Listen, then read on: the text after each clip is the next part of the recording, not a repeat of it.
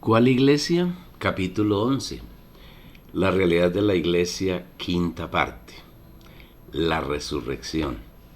Continuamos disfrutando todos los ingredientes que hay en la fe objetiva para que las conozcamos profunda y espiritualmente y la ejercitemos como nuestra fe subjetiva con el fin de que podamos llegar a la unidad de la fe y así tengamos la única fe que es consecuencia de guardar la unidad del Espíritu, un solo Espíritu. El Señor Jesús, al resucitar, venció al postrer enemigo que Satanás había introducido en el hombre y en toda la creación. Ese postrer enemigo es la muerte. Así que por cuanto los hijos participaron de sangre y carne, de igual manera Él participó también de lo mismo, para destruir por medio de la muerte al que tiene el imperio de la muerte, esto es al diablo, y, subrayado, librar a todos los que por el temor de la muerte estaban durante toda la vida sujetos a esclavitud. Hebreos 2, versículos 14 y 15. La muerte, aguijoneada por el pecado, esclavizó a la humanidad y la llenó de temor a morir. No hay nada a quienes las personas le tengan más miedo que a la muerte, pero el Señor con su resurrección nos ha librado de ese temor, solamente a quienes hemos sido escogidos y hemos creído en Él. El resto del mundo sigue lleno de ese horrendo temor a la muerte y son esclavos de Satanás, pues Él los mantiene en esclavitud por medio del temor a la muerte. Cuando el Señor Jesús resucitó, nosotros resucitamos con Él. La muerte no se enseñorea de nosotros y no puede afectarnos. Esta es una obra eterna. Nosotros hemos resucitado con Cristo por la eternidad. Aun estando nosotros muertos en delitos, nos dio vida juntamente con Cristo. Por gracia habéis sido salvos, y juntamente con Él nos resucitó. Efesios 2, versículos 5 y 6. Cuando el Señor resucitó, aplastó la muerte para siempre, y ese engendro de Satanás ya no puede molestarnos más. Pero además de eso, nos resucitó, nos inoculó con su vida eterna, porque de nada hubiese servido la resurrección si el Señor no la aplica a nosotros. Por un lado, nosotros no morimos con Jesús, porque nosotros ya estábamos muertos desde el huerto de Edén. Cuando Adán recibió a Satanás, la muerte fue inoculada en nosotros. Pero ahora, nuestro Señor Jesús tomó la muerte y la apabulló, y nos libró de ella cuando resucitó, y nos resucitó junto con Él. Ya no podemos vivir en muerte, porque así como el pecado no puede enseñorearse de nosotros, tampoco la muerte puede tocarnos. Algún lector interpelará diciendo que entonces ¿por qué los creyentes mueren? Permítame decirle que los creyentes no morimos. Debido a que Adán y Eva recibieron la naturaleza satánica, el pecado, en sus miembros, es decir, en su cuerpo, este será desechado por el Señor y Él sí muere por causa del pecado. Pero no debemos olvidar que el cuerpo es solamente el órgano externo del hombre. El alma y el espíritu humano de nosotros los hijos de Dios nunca mueren. Se separan del cuerpo y éste va al polvo de la tierra de donde había sido tomado. Y cuando el Señor regrese será cambiado por un cuerpo espiritual glorioso y que ya no tendrá ninguna relación con el pecado, ni con enfermedades, ni con la muerte, sino que será igual al cuerpo de gloria de nuestro Señor Jesús, el cual transfigurará el cuerpo de la humillación nuestra, para que sea conformado al cuerpo de la gloria suya, según la operación de su poder, con la cual sujeta también a sí mismo todas las cosas. Filipenses capítulo 3, versículo 21. Cuando un hijo de Dios parte, en verdad no muere, simplemente duerme. Su cuerpo va al polvo de la tierra y su espíritu y alma van al paraíso o al seno de Abraham para esperar la venida del Señor, en la cual serán resucitados con el cuerpo de la gloria suya. Si vivimos para la venida del Señor, y hemos madurado hasta ser las primicias, ni siquiera nuestro cuerpo pasará por la muerte, sino que en un instante será cambiado por un cuerpo glorioso y seremos llevados directamente al trono. Esto será solamente para las primicias vivas. Qué preciosa es la resurrección de nuestro amado Señor. Una vez que Él resucitó, la mañana del primer día de la semana, subió al Padre para junto con Él disfrutar de la obra de redención que hasta ese punto había sido desarrollada, especialmente el aplastamiento de Satanás y toda su perversa obra que había desarrollado e intensificado durante 4000 años. Ahora Satanás y su reino son solo escombros, y Dios como Padre, Hijo y Espíritu disfrutaron con éxtasis la obra que había realizado por medio de Jesús hombre. Luego, ese mismo día, en la noche vino donde estaban los discípulos. Nosotros también estábamos allí por fe. Y se sopló como el Espíritu Santo en nosotros. Nos mezcló con Dios, nos unió con Él por la eternidad para nunca separarnos. Quisiera encontrar las palabras apropiadas para describir este hecho tan elevado, maravilloso y extraordinario, pero nuestro lenguaje humano es limitado. Ahora Dios mora en nosotros, está en nosotros y nunca se separará. Ahora tenemos una unión indisoluble, una unión donde no existe el divorcio.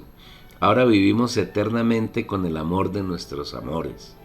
Ahora nuestro vivir diario es para andar de disfrute permanente con Él. Nos dio todo lo que Él es y tiene y todo lo que logró para que lo disfrutemos todo el día y todos los días como nuestra herencia. Se dio a nosotros como nuestra casa, como nuestra morada, como nuestro consuelo, como nuestro todo. Espero que el lector pueda encontrar más palabras para alabar a nuestro precioso Señor por esa obra tan valiosa. Hoy Dios tiene una profunda satisfacción porque, por medio de su Hijo, ha logrado retomar el propósito que había trazado desde la eternidad, cuál era el de ser uno con su criatura más elevada, el hombre. Ahora Dios no está solo, tiene compañía, y nosotros tampoco estamos solos porque estamos en Él y Él está en nosotros. Donde Él está, estamos nosotros, y donde nosotros vamos, Él va con nosotros. Solo que debamos procurar que Él sea nuestro capitán y nos lleve a donde quiere y no nosotros lo llevemos a donde no le agrada. Durante los 40 días posteriores a su resurrección, estuvo mostrándoles a sus discípulos que aunque no lo veían, estaba en ellos y con ellos.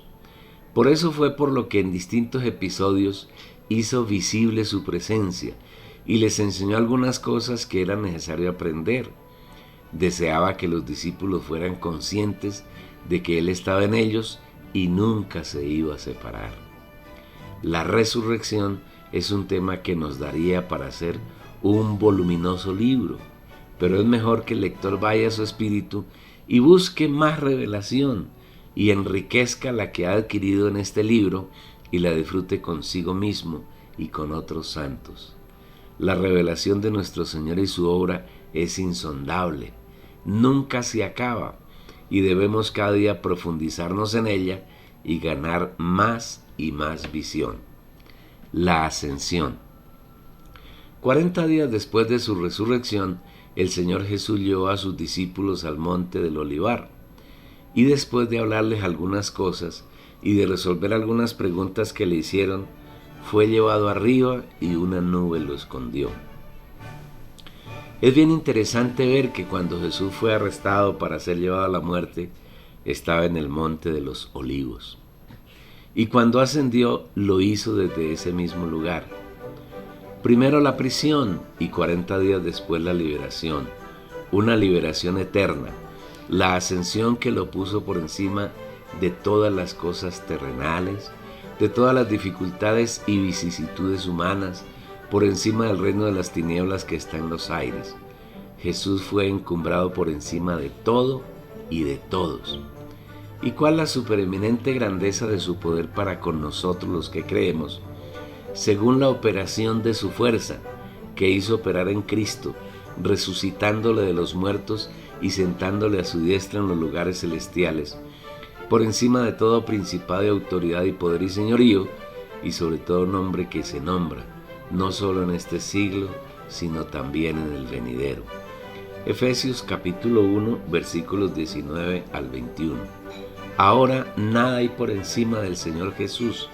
Él ascendió para ser entronizado como Señor y como Rey de todo el universo. Sepa pues ciertísimamente toda la casa de Israel que a este Jesús, a quien vosotros crucificasteis, Dios le ha hecho Señor y Cristo. Hechos 2, versículo 36.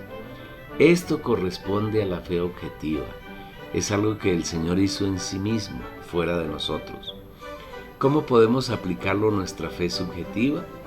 Creemos firmemente que el Señor no hizo esto solo, sino que lo hizo con nosotros. Cuando estaba cerca de la muerte dijo que iba a preparar lugar para nosotros, porque Él quiere que, donde yo estoy, vosotros también estéis.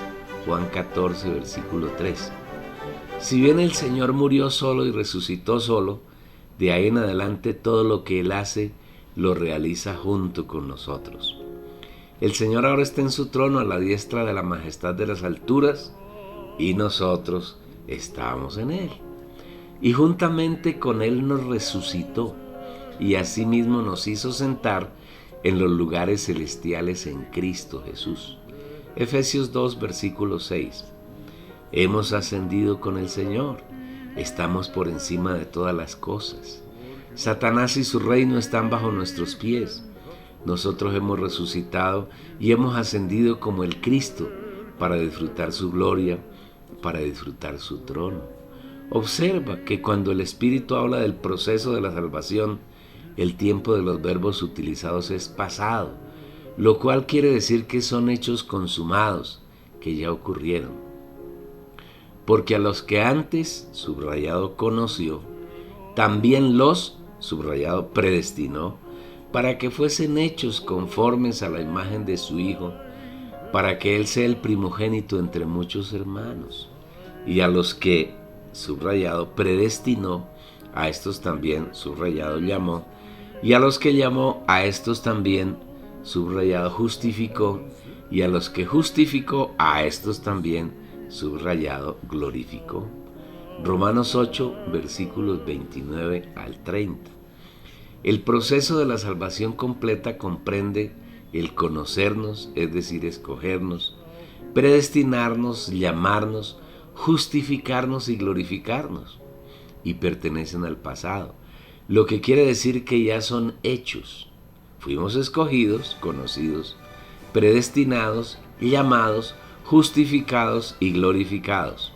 Esto quiere decir que nuestro hábitat ya no es el mundo, sino que vivimos en el trono de Dios. Juntamente con Él nos hizo sentar en lugares celestiales. Tal vez algún amable lector argumente diciendo que vive en determinada ciudad, en cierto lugar geográfico, y que diariamente lucha contra sus dificultades, sus circunstancias. Tal vez esté afiliado a una de las iglesias de los hombres, donde echan fuera demonios y mencionan más a Satanás que al Señor, y considere que todos los días es atacado por Satanás y por los ángeles caídos, y su vivir es un vivir lleno de sufrimientos. A veces dice que esa es la cruz que el Señor le dio. Mentira. Si esta llegara a ser tu condición, permíteme decirte que estás viviendo en el Antiguo Testamento, en la época en que el Señor no había venido y todo lo que piensas hoy era cierto. Pero el Señor ya vino, vivió en la tierra como Dios hombre, murió y mediante su muerte aplastó a Satanás y su obra, resucitó y se metió en ti, ascendió al trono y te llevó con Él, y ahora está sentado en su trono, mirando desde arriba las cosas que están debajo del Señor. Ya nada hay por encima de nosotros, sino solo el Señor como nuestra cabeza. Seguramente aún no puedes creer y sigues argumentando que eso puede ocurrirles a personas que sean piadosas y santas, pero que tú no logras esa meta tan elevada, que tu vida es un sufrimiento aquí en la tierra y que necesitas sufrir para que el Señor pueda purificarte. Si piensas así, te digo que piensas igual que los religiosos orientales, los islámicos, los budistas, los seguidores de Confucio o los zoroastristas. Quiere el Señor mostrarnos que sí es posible vivir en nuestro presente la realidad de estar en el cielo, en el trono de Dios, disfrutando de todas sus riquezas.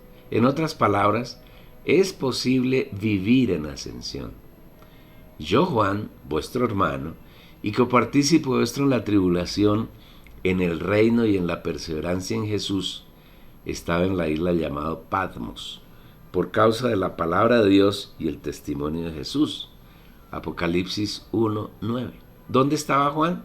Se encontraba en Patmos, una isla enclavada en el mar Egeo, cerca a la costa de la actual Turquía, y además estaba preso, perseguido por el emperador romano y confinado en esa isla, como dice él mismo, por causa de la palabra de Dios y del testimonio de Jesús. Pero Juan en realidad no estaba allí, veámoslo en la Biblia. Después de esto miré, y he aquí una puerta abierta en el cielo. Y la primera voz que oí como de trompeta, hablando conmigo, dijo: sube acá, y yo te mostraré las cosas que han de suceder después de estas. Y al instante yo estaba en el Espíritu, y he aquí un trono establecido en el cielo, y en el trono uno sentado. Apocalipsis 4, versículos 1 y 2. No hay duda de que nuestro cuerpo, que es físico, está en la tierra, ocupando un espacio físico, y no podemos cambiar esa situación. Pero el cuerpo no es nuestra persona. La persona humana es el alma. El cuerpo es un órgano exterior que nos permite tener contacto y realidad de las cosas exteriores, las cosas físicas, a través de los sentidos. Pero dentro de nuestra alma tenemos un órgano interno que es el espíritu humano, con el cual podemos tener contacto con Dios mediante el ejercicio de nuestra fe subjetiva y vivir en Él, en su trono. Por eso Juan declara: y al instante yo estaba en el Espíritu. Si ponemos nuestra mente, que hace parte del alma, en el Espíritu, estaremos inmediatamente en el trono de Dios. Estaremos en ascensión. Disfrutaremos de nuestro verdadero hábitat, que es el trono de Dios.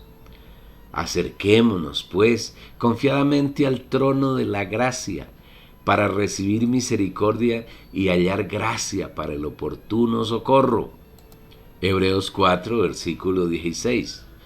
Tenemos un camino para llegar a nuestra casa. Nuestra habitación es el trono de la gracia y es muy fácil entrar en él.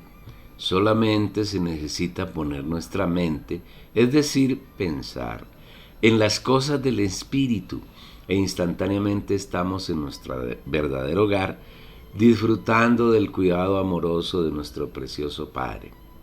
Así que, hermanos, teniendo firme confianza para entrar en el lugar santísimo por la sangre de Jesús, entrada que Él inauguró para nosotros como camino nuevo y vivo a través del velo, esto es, de su carne.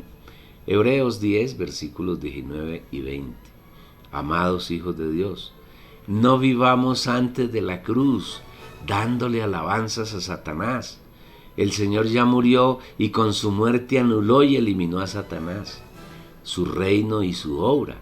Toda nuestra alabanza debe ser para nuestro amado Señor, el único digno de ser alabado.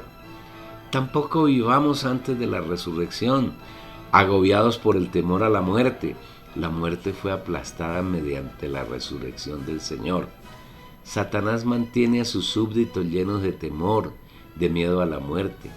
El Señor ha resucitado y no resucitó junto con Él.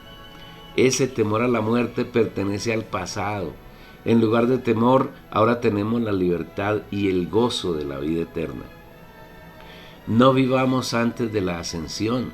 Nosotros ascendimos con el Señor a su trono 40 días después de su resurrección. Nos hemos mudado de habitación y ahora estamos gozando de su gloria. Ningún problema ni persona nos agobia porque nosotros estamos por encima de ellos, sentados en el trono de gloria de nuestro Señor. No olvidemos que nos glorificó. Nuestra glorificación con Él es un hecho real. Vivimos en la esfera y ámbito de su gloria por encima de todas las personas, cosas y circunstancias. Esta es la realidad del reino de los cielos que desde ya podemos y debemos vivir. Viviendo ahora esta realidad, podremos entrar en su manifestación plena, que será el reino milenario. Disfrutando todas las riquezas que el Señor preparó y nos entregó como herencia, creceremos, maduraremos, y cuando el Señor venga estaremos aptos para entrar en ese reino maravilloso y reinaremos con Él. No se trata de hacer ingentes esfuerzos para tratar de agradar al Señor. Lo único necesario es tomar tantas y tantas riquezas que el Señor nos ha dado como herencia y disfrutarlas incesantemente. Esas son riquezas que nunca se acaban. Por el contrario, entre más las disfrutamos, abundan más, y entre mayor sea nuestro disfrute, más crece el Señor en nosotros, y en la medida que Él crece, alcanzamos la madurez, le damos frutos para su disfrute, y todo nuestro vivir será una magnífica victoria en Él y con Él. Seremos vencedores. No debemos vivir antes de la ascensión. Debemos tener realidad del hecho de que cuando el Señor ascendió, lo hicimos con Él y ahora estamos sentados con Él en su trono de gracia. Hemos entrado en la gloria del Señor y disfrutamos de ese ambiente maravilloso de gloria. Una de las prácticas que podemos tener para vivir en ascensión es darle gracias por todas las cosas que nos ocurren en el diario vivir, porque hemos de tener la seguridad de que todas las cosas que nos suceden a los hijos de Dios han sido determinadas por Él y están bajo su control.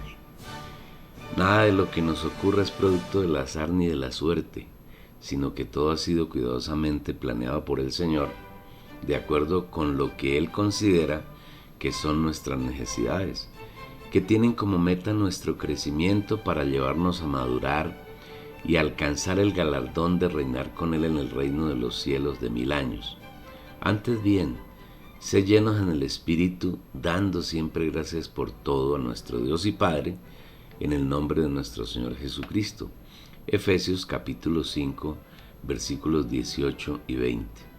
Este es un camino práctico para tener realidad del hecho de que el Señor ascendió, entró en la gloria que tuvo con el Padre antes que el mundo fuese, y nosotros ascendimos con Él, y hoy vivimos en el trono de la gracia, disfrutando sin parar las riquezas que Él nos otorgó como nuestra herencia. ¿Qué tal este disfrute? Delicioso, ¿verdad? Bueno, sigue disfrutando.